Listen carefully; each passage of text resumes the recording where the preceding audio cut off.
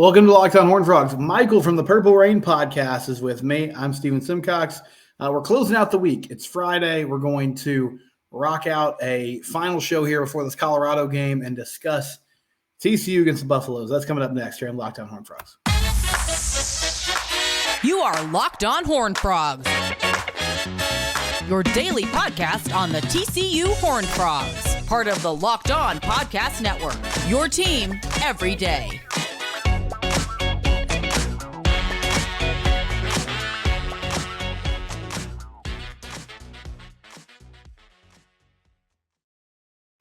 That's right, Locked On Horned Frogs, your team every day. Full disclosure, we're recording this Wednesday evening. I'm airing this on Friday. I got a little ahead this week, which there's nothing wrong with that. But subscribe to the YouTube channel. We're getting close to 850 subscribers, which I didn't really think that was going to be possible before the week. But a lot of Colorado people have subscribed. So welcome to you guys. I appreciate the fact that you've stuck around and hung around throughout the week. We have Michael Pevia from Purple Rain podcast with us.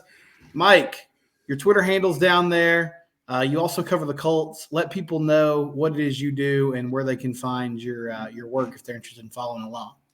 Definitely. Well, obviously the main thing is going to be about the TCU Horned Frogs. So if you want to follow myself and my co-host over there, Miss Adriana Rojo, a TCU student there, make sure you follow us on X. I keep trying to do that pause before I say Twitter. Yeah. Call it X now. Yeah, okay. On X. And we recently created a link tree. We should be dropping our next episode, which is the Colorado preview and some Big 12 rankings here in the next couple of days. So make sure you check that out. All right. I love it. Check out the Purple Rain podcast. So we're getting football on Saturday. And I'm excited about it, Michael. This Colorado team, a lot of unknown. How concerned are you about just trying to prepare for this game for TCU? Like where they are, how they're going to try to attack these different schemes when they don't really have a great feel for the personnel and the coaching staff going into this matchup. Yeah, so when it comes to the preparation for this, I mean, it's different. And Sonny Dykes has talked about it a couple times already in his pressers this week that you kind of have to go through so many games. And if you're going to be a professional staff, then you're not just doing your preparation these last 2 weeks. You're doing it all throughout the summer because you know who your week one opponent is going to be.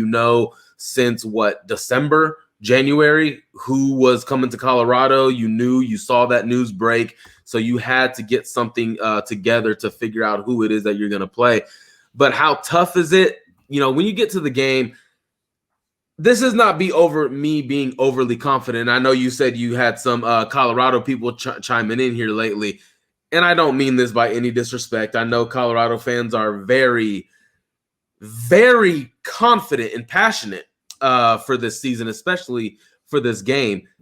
But I don't think it's going to be that big of a challenge at all. I think when you get into the game, Colorado might get a touchdown or two, but when you get to halftime, Joe Gillespie is going to figure out what it is that Colorado wants to do, and he's going to know what their limitations are, and we're all going to find that out pretty quickly on Saturday, and we'll get to that here in a little bit, but I don't think it's going to be that big of a problem if I'm saying, if I'm just being honest. I don't think it's going to be that big of an issue. Yeah, there's a lot of different layers to this. I mean, I could see like the first half being tough just for the defense, at least kind of understanding the different looks. And honestly, like I don't know how Sean Lewis is going to approach this. I think there's two different ways he could look at it from a play calling perspective.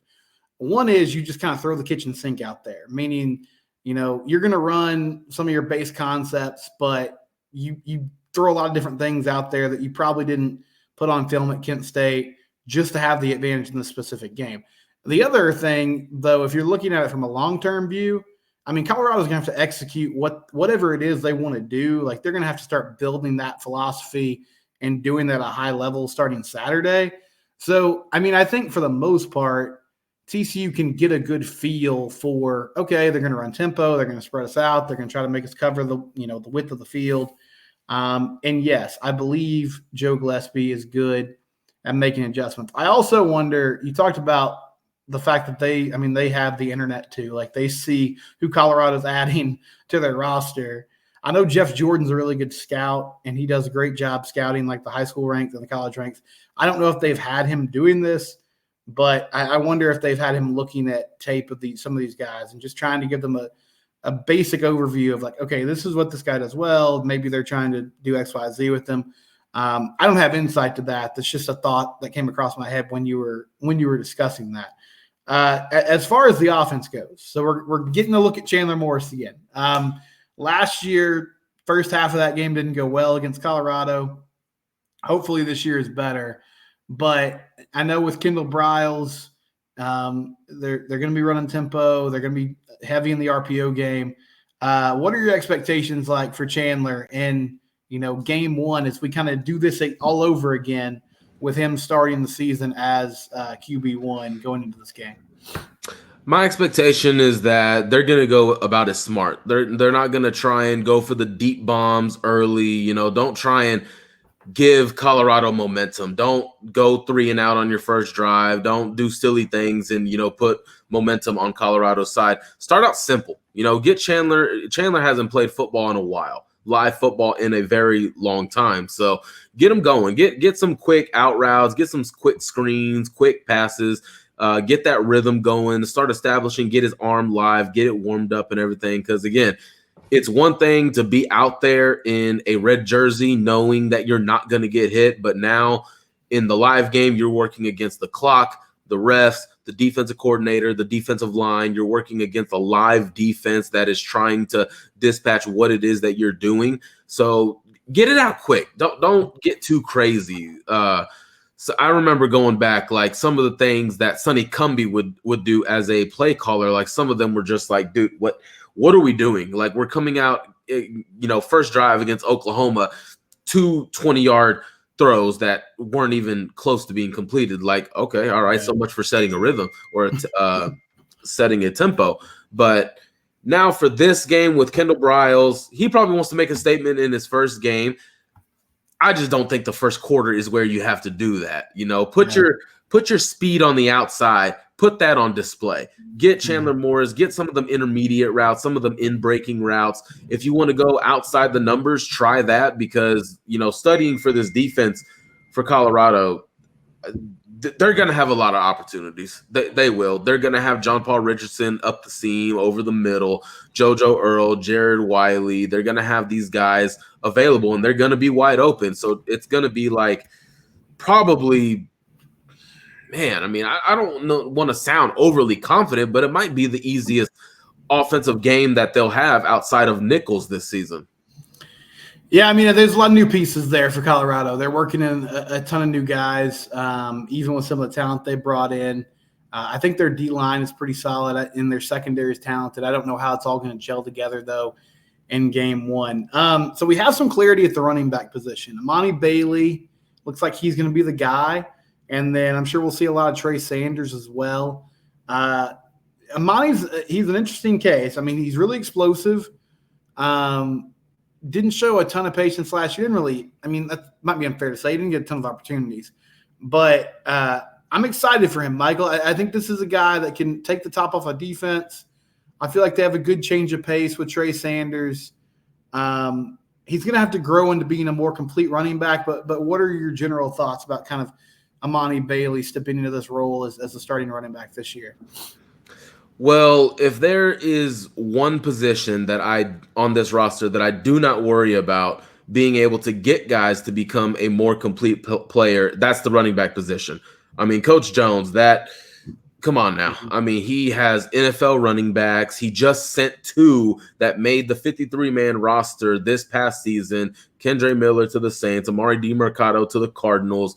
And he's got 2 others. He's got Patrick Taylor, probably the most famous, and Tony Pollard for the Cowboys, Antonio Gibson for the Commanders. I mean, the guy does his thing in coaching running backs and getting them better. You even saw it with Kendre last year. His vision, his agility, his balance was just superb. It was a night and day difference from what you saw regularly. So now with Imani Bailey, you're right. He didn't get a lot of run last year because, again, you had Kendre Miller, you had Amari DiMercado. Those were the vets. They played in big games. They didn't turn the football over. They didn't put the ball on the ground.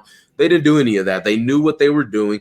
Imani Bailey did have a couple scores last year. He has really good straight line speed, which is what you want in your running back. If you get an open space, take it to the house. We saw that with Amari DiMercado, Kendre Miller. We've seen it with Jed Anderson. We saw it with Zach Evans. We've seen it with these running backs lately at TCU. So with this one in Imani Bailey, the running between the tackles, I don't have a worry about that. But now, if you're going to be the running back one, now more things are added to your play. More responsibilities are added to your play.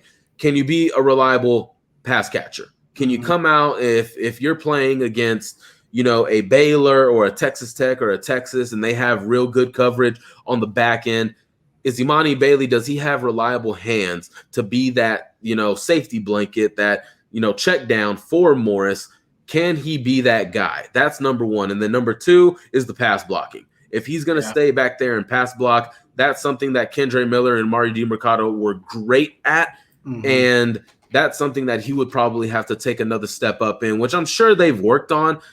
If I was looking at pass blocking, me personally, I would probably put that on Trey Sanders, honestly. But again, if it's just going to be one running back out there, those are some things that I want to see from Imani Bailey. When we get to Saturday, the whole country is going to be like, who is that running back? We don't know who he is unless you're a Louisiana Cajuns fan and you remember him. Everybody's going to be like, who the heck is this Imani Bailey? But come, week 5, week 6, I think the country could have a really good idea of who he is. Yeah, the blitz pickup thing is going to be a key. And, I think part of that, too, is going to come with more consistent snaps. But he's going to have to be physical and block and protect Chandler at times. When we come back, we'll hit some other notes, just some things around TCU, news things that I need to hit on, and then we'll get to the defensive side of the ball some more. This is Locked On Horned Frogs. It's your team every day.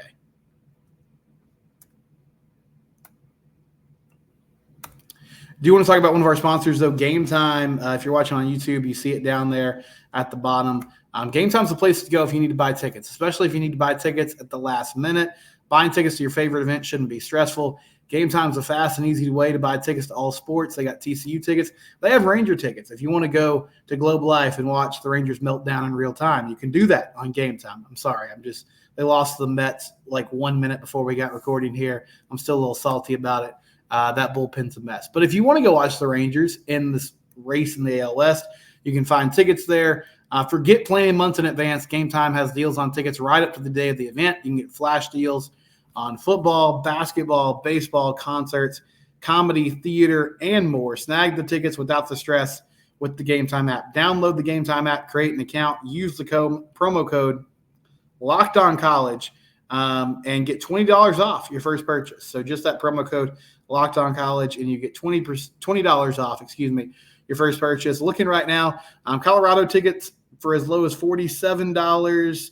And then Nickel State, you can get those for as low as $5. So use the Gametime app today, and then that promo code LOCKEDONCollege. Michael, yeah, those Nickel State tickets are a little easier to get. That's a little cheaper ticket. If you want to use that $20 coupon, that's not a bad one to use for that Nickel State game. Gametime, our proud sponsor of the Locked On Network.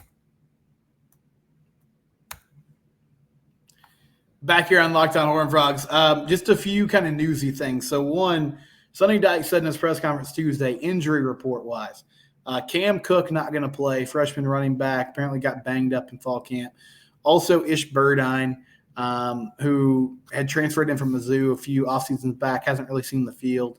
But overall, really healthy. He didn't mention Thomas Armstrong. That was a name that I know he talked about earlier in the offseason, so maybe he's available. But at most, I think you're looking at 3 guys, which that's pretty solid for, opening the season that are potentially out. NFL-wise, some guys that made rosters. Amari DiMercado, he's officially on the Arizona Cardinals, who might be just tanking into the ground for Caleb Williams, but still good for Amari that he made the team. It's great that he made a roster, and really cool that he did that during preseason. Allen Ali made the practice squad with the Vikings. D. Winters made the 53-man roster for the 49ers. Max Duggan was put on waivers, but actually cleared waivers, and he re-signed with the Chargers. He'll get on their practice squad. And then a guy that's not a rookie, but Jalen Reagor was released by the Vikings today. And Michael, I know you mentioned maybe the Colts would have some interest there. I saw the Bears might be interested as well, but we think there's a decent chance Jalen ends up somewhere here in the next few weeks, right? Yeah, and let's not forget about our guy Dylan Horton. He made the initial 53-man roster with the Houston Texans, so that's big time as well. So yeah, with Jalen Reagor, we'll continue to see what happens with that. I know that the Colts have interest with them, and obviously that's the team that I cover. But I have been told that they have interest in him. But again, he is a shifty player. He's got special teams experience, and he can be a guy that can take the top off of a defense. So again, there's 31 other teams. Don't take my word for it that he'll be in Indy, but I think maybe Philly, maybe returning to Philly, Washington, Buffalo, especially if there's something going on there with Stephon Diggs, and the Dolphins. So we'll continue to see what happens with that. So one thing I want to talk about, going back to the Colorado TCU matchup, up front, I did an episode earlier this week about the matchup in the trenches. And I will say, when I looked at Colorado's defensive line, at least the guys they brought in the portal, I was surprised. I was like, okay, this group's more talented than I thought. I really like this TCU offensive line, though. Shifting Brandon Coleman to the inside, most likely. I think Michael Nichols is going to be at one of those tackle spots. They're really big up front. On the other side, Colorado O-line, I don't know a ton about. It looks like they're going to have two players that they already had on the roster, some of those few holdovers that were left from the old regime, and then a couple guys from Kent State. And so I think TCU has a pretty big advantage, Michael. But what's your assessment of the O-line and D-line and that aspect of this game? Yeah, so I think TCU and Colorado fans are at complete odds about this position group when it comes to talking about one another, especially if you read some outlandish articles out there. But if when I try to look at this on both sides, offense and defense, the defensive line for Colorado, I think will be manhandled, in my opinion. I think they will, especially when you look at the potential lineup, especially on the left side. You got Andrew Coker, Brandon Coleman, then Colton Deary, then you go to Willis Patrick. Willis Patrick is a big dude. He weighs about 330, 340, so he weighs that much. And then you got Michael Nichols, who has exploded onto the scene. Obviously had some injuries last year, but now he's healthy this year, can play. You also got John Lands on the depth chart there, in case anything were to happen. You still got some guys, Marcus Williams and Quentin Harris. You got those guys there. But when you just talk about pure strength, TCU's offensive line, I think will do their job. They'll do what they need to do on Saturday. I don't necessarily, this is a game where I see multiple advantages for TCU in this game, but it's the trench play. When it comes to Colorado's offensive line, the two players that came over from Kent State, they played at Kent State. They didn't play Power 5 defensive linemen. They didn't go up against a nose tackle destined to be a top 50 pick in the NFL draft in a couple years. They didn't play a freak like Paul Oyewale coming off the left side. So when you think about that, and when you look at their film, which again, it's Kent State, it's really hard to find that film. You see some struggles there. And of course, bringing over Sean Lewis, the offensive coordinator, obviously has some familiarity, wants to bring over those offensive linemen. Maybe he has trust in them, of course, because why would they come over? Again, I just don't think it's going to be enough to overpower TCU on the offense or the defensive lines, because speed-wise, I'll take TCU. Strength-wise, I'll take TCU. Guys knowing what they're doing and doing their job, I'll take TCU. Coaching, I'll take TCU. So it's probably the biggest advantage that they have on Saturday. Yeah, I think, from a skill position standpoint, at least on paper, I like what Colorado has. I want to see it in action. But this is where I feel like the advantages are for TCU. It's kind of up front.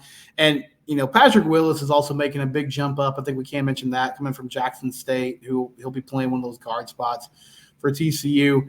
But they are big. One thing that shocked me, Colton Deary's listed 345, Michael. Like I didn't really know who he was. I knew some of the highlights of his career. Young guy coming from Maryland, was a wrestler in high school. Super excited about him. I didn't think he was that big. The interior of this O-line, you're talking about 320, 345, and then I believe I'm gonna look at this right now. I think Willis Patrick might be listed at 355, which that's a big interior offensive line for sure. And I imagine they're gonna try to. Yeah, he's at 6'4", 355, at least on the team website. So I think we're going to see some heavy power run game concepts. I feel like that's going to be the case all year long, but I just believe with the fact that when I look at Colorado and what they have going for them, from a defensive line perspective, it seems like it's mainly on the edge. And the best way to slow down edge guys is to run the football and find a way to, just keep them from pinning their ears back. I do want to talk about the TCU receiving corps for a minute. So you mentioned this article, which I don't want to really give this article that much time of day, but there was a Colorado writer that basically said Colorado had a huge advantage in the wide receiver room and that TCU receivers wouldn't make the Colorado roster. However, there are some new faces here, right? There's some guys that haven't had huge careers that are stepping into some bigger roles. So I guess if you're trying to respond to that criticism, the idea that TCU also has some unproven players at that position group, why do you feel hopeful and optimistic about what they can do on the outside here, Saturday and then beyond? Yeah, so I'm going to agree with you. You don't want to give this article the time of day. I don't even want to mention who wrote it because, again, must have been paid big money to put out a troll article. But again, when you look at the outside, just take a look at the outside. They run 3-4 deep at the X and Z. So again, would you like to, exchange all these wide receivers in and out, in and out, in and out? For sure. But at some point in the season, you're going to have to trim it down to 2 deep at each spot. You're going to have to let the guys, who pull themselves apart, who make the difference, start playing those guys. Savion Williams, would definitely love to see more from him. Obviously, would definitely love to see more. He has good body control, good high points the ball very well, solid route runner, really good downfield run blocker. That's Savion Williams, and I think that's what his role will continue to be. In terms of a pass catcher, last year he had 29 catches. This year, maybe 30, 35. On the outside, you got Dylan Wright, you got Cordell Russell, you got DJ Allen, you got all these guys coming back and new guys coming in. It's like, whoa, okay? They got speed. Not only that, but the difference between this year's wide receiver core and last year's is athleticism. And I think you've seen some of the TCU writers and reporters mention that, guys like Steven Johnson and Jeremy Clark and Jamie Plunkett, those guys mention that this group is much more athletic. Dylan Wright, I would say, is about as athletic as Quentin Johnston. That's one thing. And then John Paul Richardson probably over Tay Barber. JoJo Earl probably, in terms of just athleticism, not speed, over Darius Davis. Cordell Russell over Jordan Hudson. Savion Williams returns. He had another year in Coz's strength and conditioning program. So you're seeing it all come together. And I didn't even mention Jared Wiley, Rogers, who's the number 2 tight end. All of these guys that, again, I think they could have their way on Saturday. Yeah, they got a lot of different options as far as weapons go. And Dylan Wright's a big frame. Didn't have the most outstanding career at Minnesota, but definitely has the physical tools and physical gifts to get the job done. We'll take one more break, and then when we come back, a few more questions for Michael. Which player on this roster could help their NFL stock the most this season? And then we'll close it out with predictions.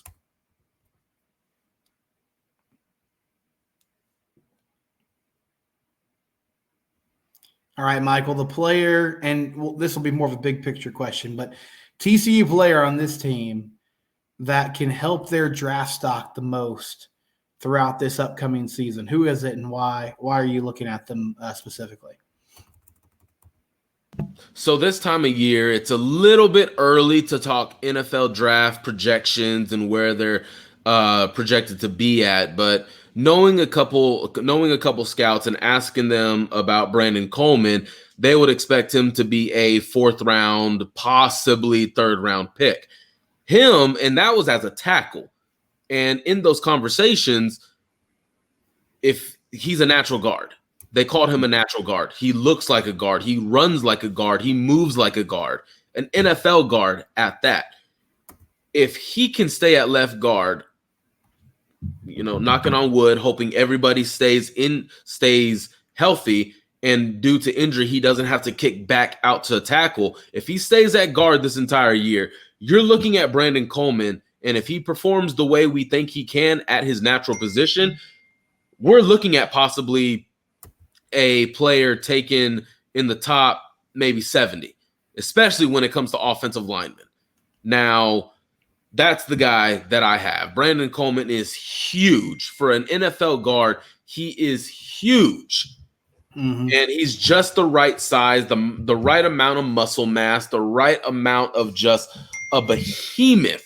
So I think that's the one player that comes. There's multiple players, but sure, I just think about who has possibly the highest ceiling, who can get drafted the highest. I know the last time I was on, I was really high on Bud Clark. This episode, I got to give mad love to Brandon Coleman. Yeah, I like Brandon Coleman a lot. I saw him at media days, and he definitely looks the part, tall, big, and has the athleticism you'd like for an O-lineman, has some position flex, which is a big deal. All right, moment of truth, ending the show, ending the week. Michael, give me your prediction. Do the Frogs win? Do they cover? And the spread via FanDuel is 20.5 points. So do the Frogs cover? Do they win on Saturday against Colorado? Yeah, that over-under has been changing here the last few weeks. It's been changing. It's like they don't know what they want to do. Do they want to buy into Deion Sanders? Do they want to think TCU is back, even though nobody is talking about TCU this year? Like, I even listened to the show when it was Locked On Big 12, and they had you in the Locked On Texas and Locked On Oklahoma, and I agree. Why the heck was TCU not in that discussion? The contenders section. Yeah, we need to be there with contenders. And the fact that Oklahoma was even put in the contender section is laughable. But anyways, with this game, TCU is going to cover. I believe TCU is going to cover, and I've actually already had the prediction down for the last week. I'm going to go with TCU 50-21 in this game. All right. I like it. I think TCU's going to win. My confidence on them covering is I'm less confident in it than I was like a month ago, but I'm going to stick with it. I think there's a lot of variables in first games of the season, and just, can you play a clean game along with some of the just surprise facts that Colorado has. But I believe ultimately TCU wins the game comfortably. Please let us know whether you're a TCU fan, Colorado fan. Let me know in the comments what you think. I'd love to hear from you. Subscribe to the YouTube channel. Follow Michael at MichaelTBS_. Subscribe to the Purple Rain podcast and listen to it this season, please. And Michael, remind me, what's your co-host's name again? Adriana Rojo. Adriana Rojo. Listen to the Purple Rain podcast this season. Thank you to Michael for being on the show today. It's Locked On Horned Frogs. We'll be back Monday. Your team every day.